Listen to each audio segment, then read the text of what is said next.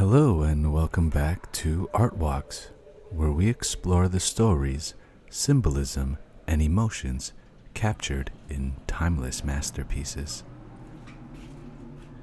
Today we'll be looking at 5 fascinating works that span centuries, from the luminous beauty of Venus to the haunting reflections of mortality in Otto Dix's The Grave.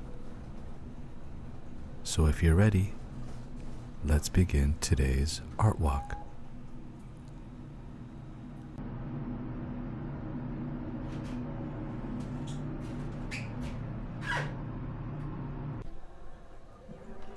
The moment you see this painting, it commands your attention. Cranach the Elder created many depictions of Venus, often including her son Cupid. But here, Venus stands alone, veiled yet fully exposed, adorned with heavy gold jewelry that accentuates rather than conceals her nudity.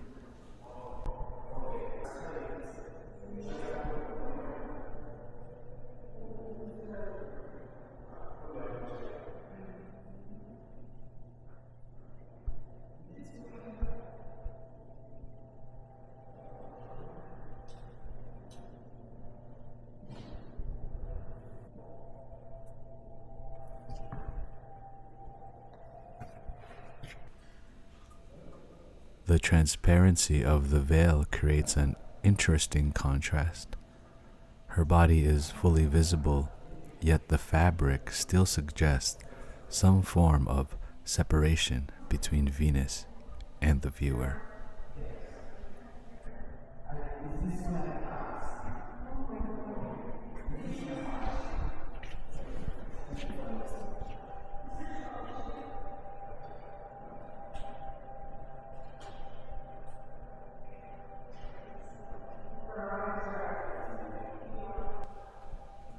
Standing before this life-sized figure, the painting invites contemplation, not just of its composition, but of our own views on nudity in art, beauty, and mythology.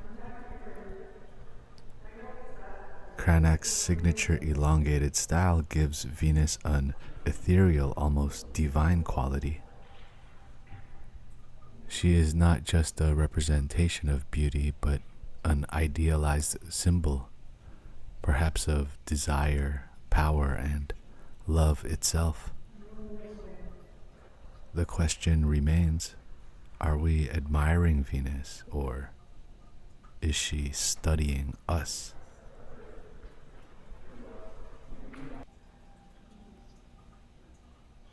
From one striking work to another, this painting feels like a natural transition.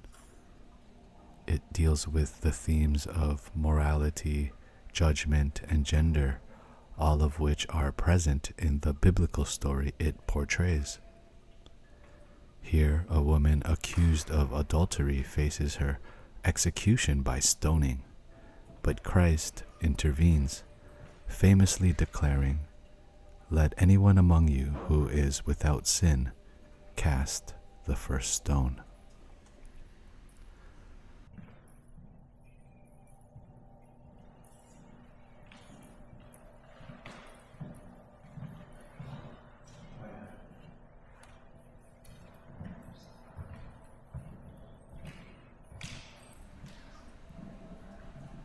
Cranach's composition is masterful. Each character's gaze leads the viewer to another, guiding the eye around the scene in a circular motion. But there is one figure that stands apart, the man in the top right corner, who breaks the illusion by looking directly at the viewer. His expression is ambiguous, accusatory perhaps.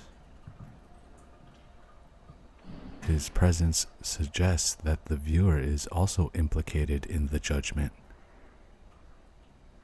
almost as if asking, would we have picked up a stone?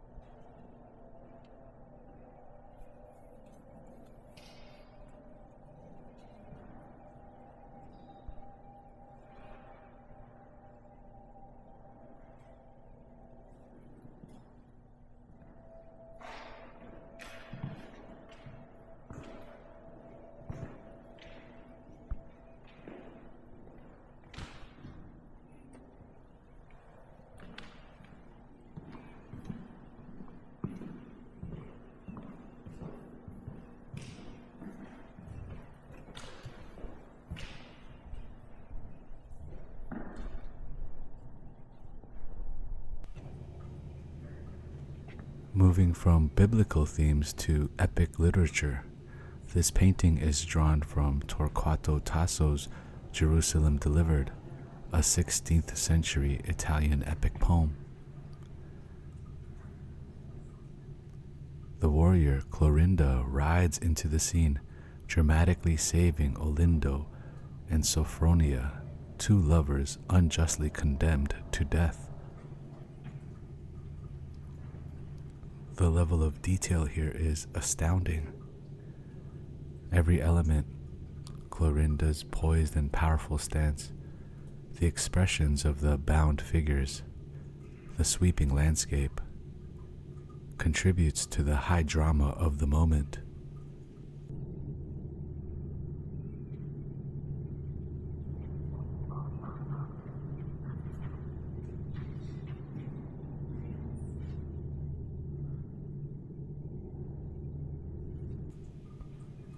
And there's an intriguing personal touch to this piece.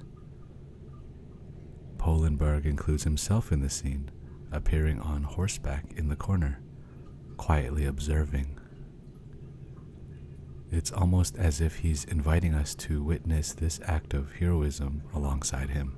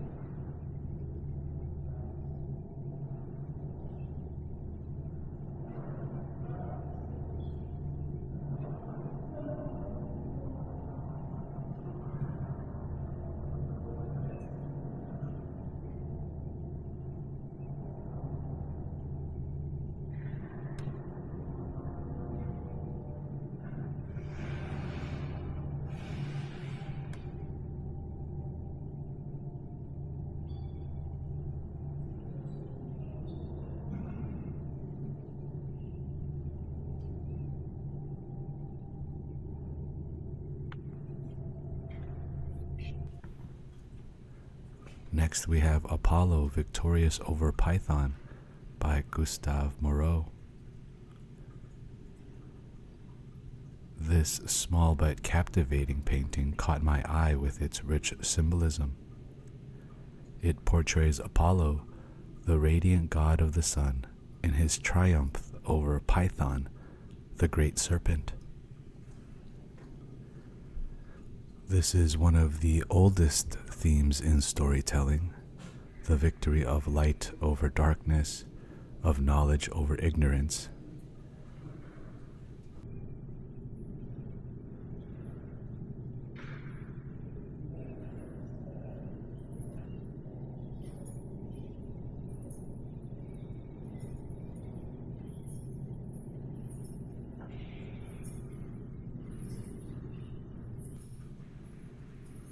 The composition feels almost dreamlike with its shimmering colors and fantastical elements. Moreau was known for infusing his works with mysticism and mythological depth, and this painting is no exception.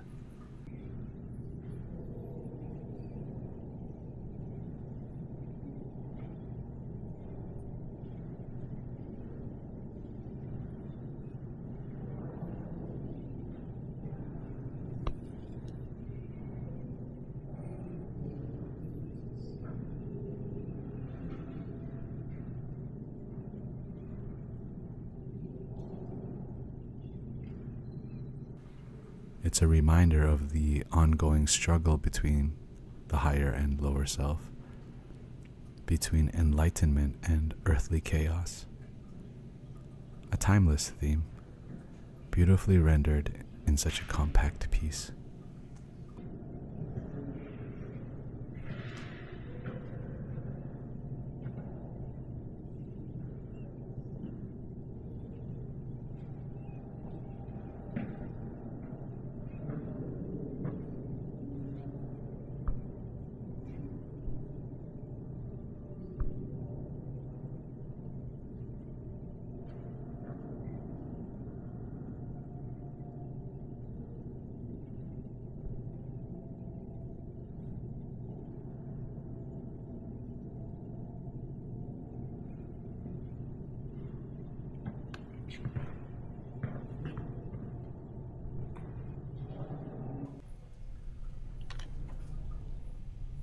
And finally, we have The Grave by Otto Dix.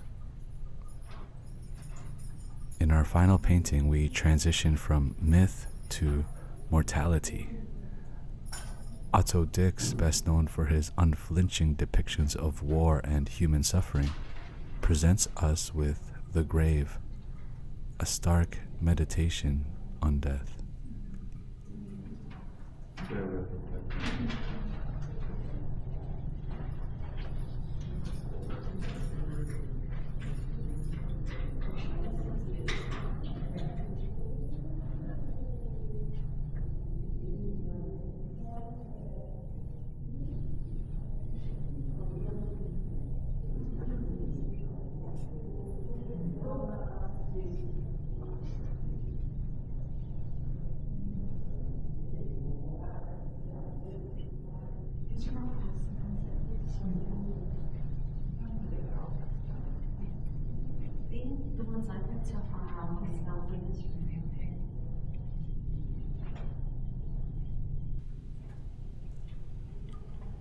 At first glance, the grave itself seems central, but look closer. The surrounding form resemble a coiled serpent, an echo perhaps of the python from the previous painting.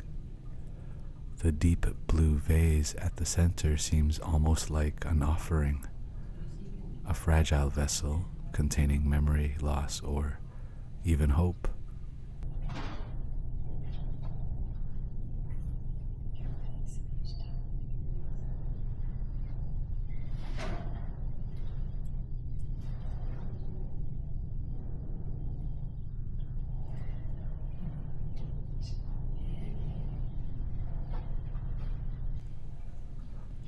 And then there are the flowers, vibrant, flickering like flames.